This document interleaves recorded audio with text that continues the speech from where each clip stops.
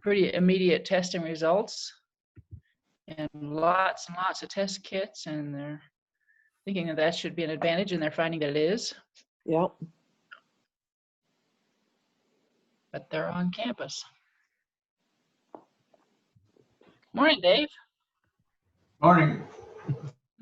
Good morning. Good morning. I don't see Steve. I assume that means the harvest is going on. Well, yes and no. You don't see him because he's going to be on Zoom for quite a while this morning with the ESR Board of Trustees or Board of Advisors, and you can only tolerate so much Zoom. And then they'll be harvesting this afternoon. Or they may be harvesting this morning. He'll be helping this afternoon. He's sitting right here beside me. You just can't see him. How is the harvest going?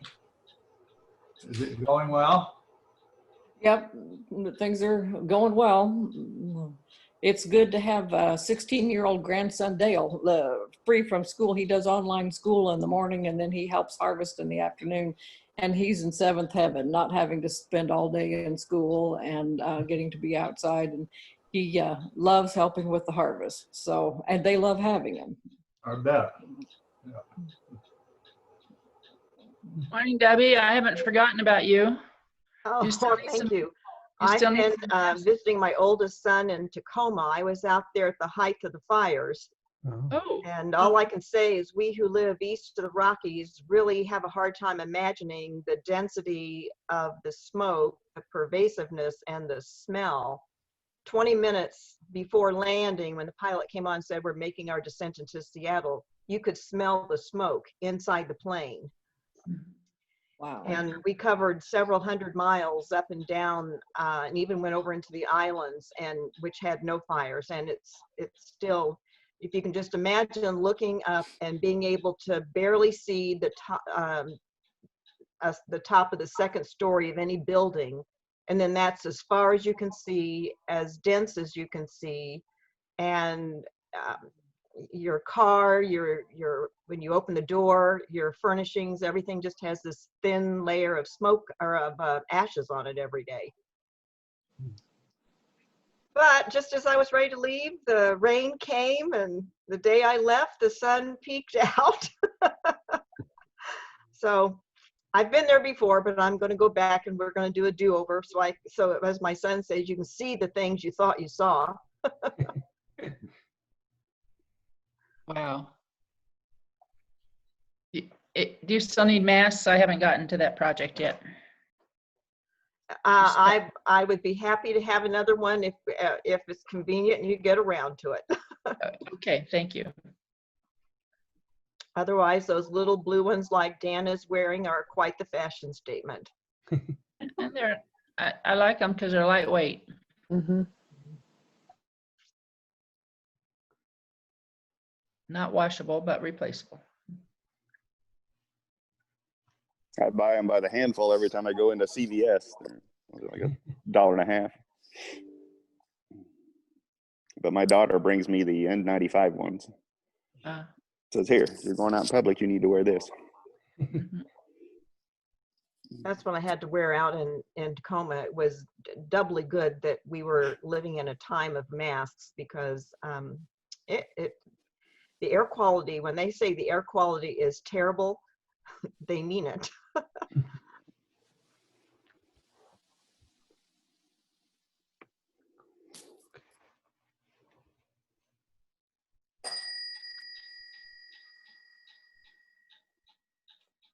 Must be time, or the cookies are done. Well, I need to to mute myself. That's Steve's mental clock that pings every so often. I was hoping for cookies. But it also doesn't necessarily keep good time. So it may not quite be time yet. I don't know. We had a masked wedding yesterday, so that was interesting. I'd be curious to see some of the wedding photos later. Of course, they took them off for the ceremony, the wedding party did, but Christy's daughter's all married now, so that was good. Went off with a hitch. Uh-oh. They got hitched. That was the hitch. Yeah.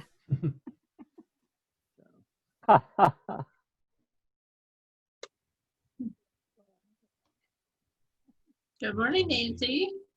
Mm. Good morning.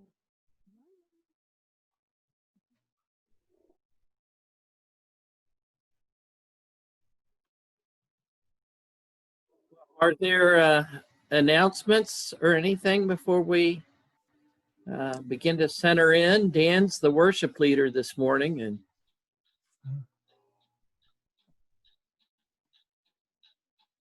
This is not an announcement, but it is a prayer concern. We found out this week that my 6-year-old great niece may well have childhood eye cancer. If she does, it means that she could lose the sight in the affected eye. It is not a kind of cancer that apparently spreads, but you do lose your sight in the affected eye.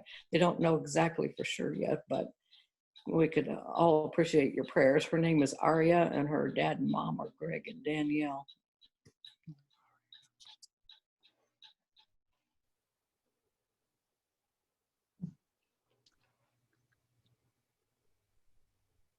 Larry's cousin, Steve Hall, his wife, was just diagnosed with IPF, uh, idiopathic pulmonary fibrosis, which is a progressive terminal disease. So her name is Julie.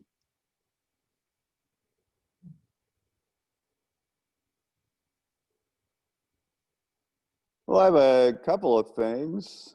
My blood test from 10 days ago came back and says that the stem cell transplant did what it was supposed to do, that there's no myeloma visible in the test. So that was a good thing. And both daughters have had some, their friends, Kristen's friend, best friend Jilly's father, who had MS and dementia, died this week. And Carly's best pal, Christine's alcoholic, abusive husband was found dead this week. So both of those girls are going to be playing sympathetic roles in the coming days.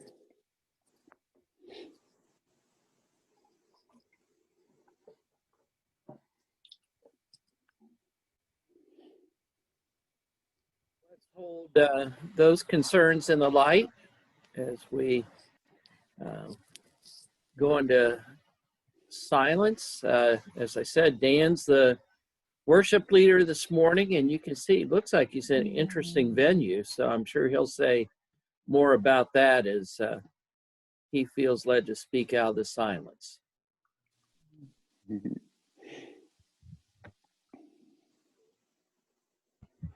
So if you could please mute yourself, just for the feedback issues.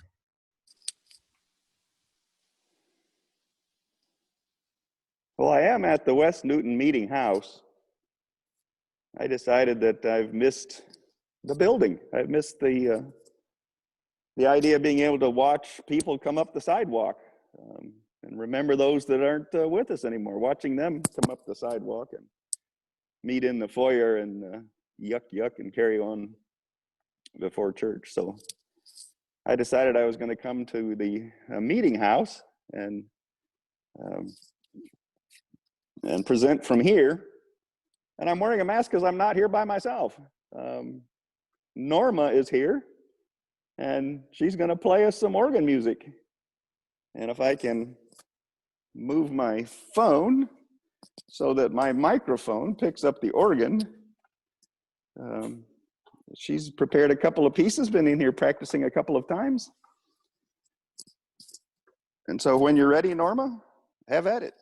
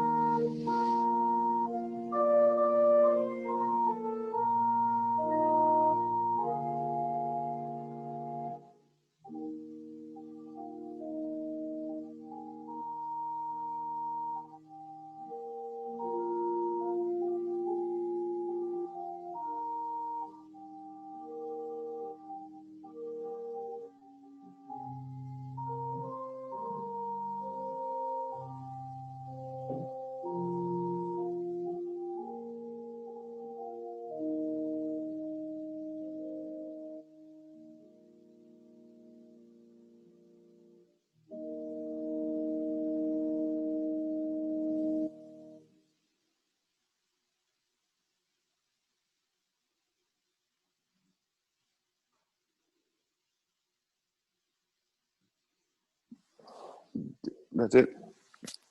Thank you, Norma.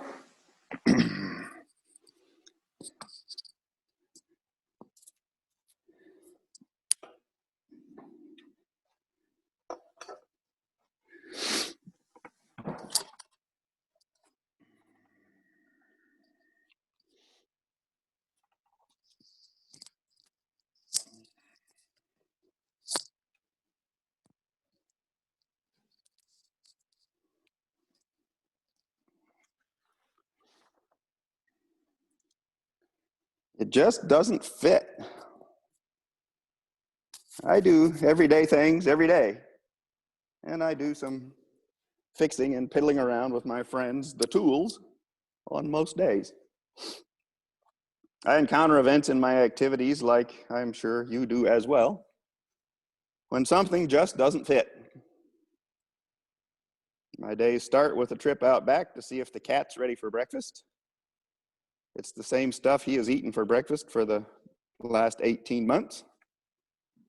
I require a little more variety, and the breakfast menu is what I contemplate on the way down the drive to the paper box. The Indianapolis Star journalistic quality has declined precipitously in the last decade. The subscription price has done the inverse. I pay the tariff because with my hot, salty, greasy breakfast, I enjoy the serial comics and the puzzles. The puzzles I solve are the Sudoku, the Jumble, and the CryptoQuip. The word search and crossword from the Star I have deemed unworthy of the time expense. Anyway, solving the Sudoku requires putting the correct digits in the open boxes so that each row, column, and box contains the numbers 1 through 9 only one time. If one number is put in the wrong place, then something else just doesn't fit. Then what? Go back and start over? I resolved to make it fit. This is something I can change. I can make it fit. The Sudoku is rated with stars, and Easy Monday has 1 and Difficult Saturday has 6. If I botch the easy one, I abandon it. If I don't get the fit right on a 5 or a 6 star, I'll start over. I know I can solve the puzzle. I can make it conform. I value the solution victory as the results of mental chin-ups. The thrill of victory one moment, and into the recycle goes the paper bin, goes paper into the bin the next. What else can cause aggravation when it just doesn't fit? I have a lot of tools. I don't need as many as I have, but I will have more. Do I already have one of those is more the question than do I need it? I have the wrench necessary to remove the gas tank float assembly from a 1955 and 1956 Chevrolets. Do I need it? No. Do I want it? Yes. It came with a story from the man that had ground the edge off for easier use when he was working on those cars when they were nearly new. It didn't quite fit, so he modified it. I had a heart pang to think of him giving up a tool that had been in his box of capabilities for 60 years. I gave him the $2 nonetheless. I get great enjoyment out of using my tools to build or repair. I too encounter moments when a wrench just doesn't fit. In the wisdom of the One World Gang back in the 20th century, the United States, at the time the world's greatest manufacturer, was to give up our fractional way of doing things and adopt the metric way of leftover English imperialism. Consumer goods were then to be produced with metric-sized hardware. I now have a greater abundance of wrenches and sockets since a 9/16 inch wrench just doesn't quite fit a 15mm bolt. The metric wrench will fit loosely on the fractional bolt, but any torquing effort will ruin the hardware. The solution then becomes a 6-inch vice grip. I have a just doesn't fit every time I chafe against this 40-year plus slow motion transition. I would say that by now it has stalled, if not outright failed, as I still buy gasoline in gallons, oil in quarts, potatoes in pounds, rope in feet, fabric in yards, and the sign by the highway still says it's 63 miles to Richmond. The medical community has gotten on the metric trolley. I've been most recently weighed in kilos and had my temperature taken in degrees Celsius. Weight loss can sound like a bigger accomplishment when expressed as 22 pounds rather than 10 kilos. The illicit drug merchants were on board early by selling cocaine, for instance, in kilo-denominated quantities. The not so illicit drug merchants have a foot in both camps, evidenced by Mountain Dew that can be had in 2 liters, 20 ounces, 16.8 ounces, and 12-ounce containers. This rant went a little far, but the morsel here is that I have to conform. The world is of a myriad ways to measure. There's no benefit to contesting such nonsense. Some things I can make conform, and others I have to conform to. So every day I ask myself, is there anything about my faith display that just doesn't fit? I want my place in the world to be comfortable and helpful, but am I conforming to a less than Christian society to get that ease? When others spout hatred and brandish some means of violence with the intent of creating hatred legitimacy, and I do nothing to the contrary, am I conforming to their way of being? I know that though hatred exists, it just doesn't fit in the way of Jesus Christ. Never has and never will. From Paul's letter to the Romans, he writes, I appeal to you, therefore, brethren, by the mercies of God, to present your bodies as a living sacrifice, holy and acceptable to God, which is your spiritual worship. Do not be conformed to this world, but be transformed by the renewal of your mind, that you may prove what is the will of God, what is good and acceptable and perfect. Amen.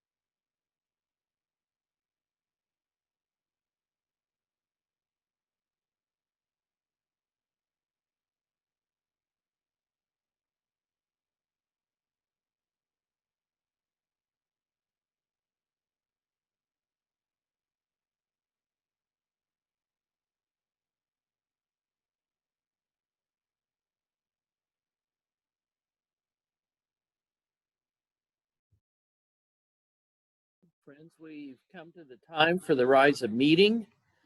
I would remind you that we are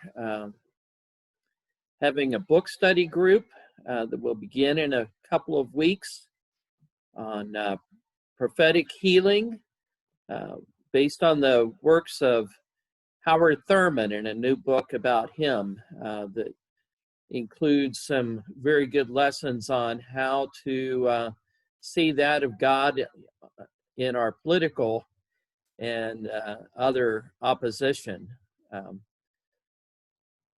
If you would, we have 5 participants so far. If other friends would like to participate, please let me know so I can order books for those who are local.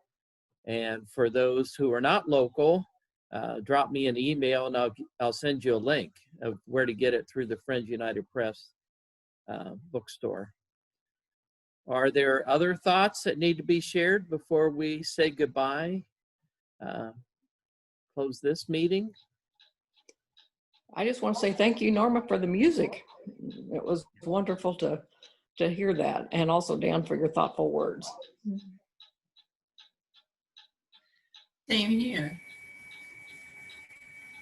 I checked with Stan Bailey a few days ago to see if his surgery is still scheduled for this for October 1, and it is.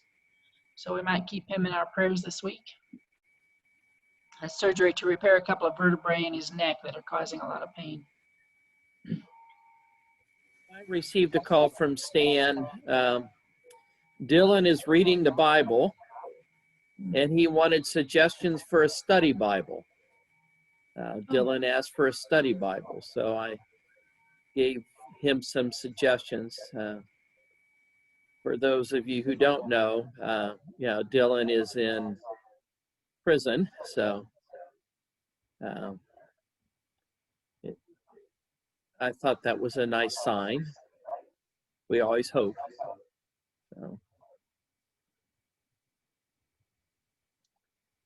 It's good to see Joseph.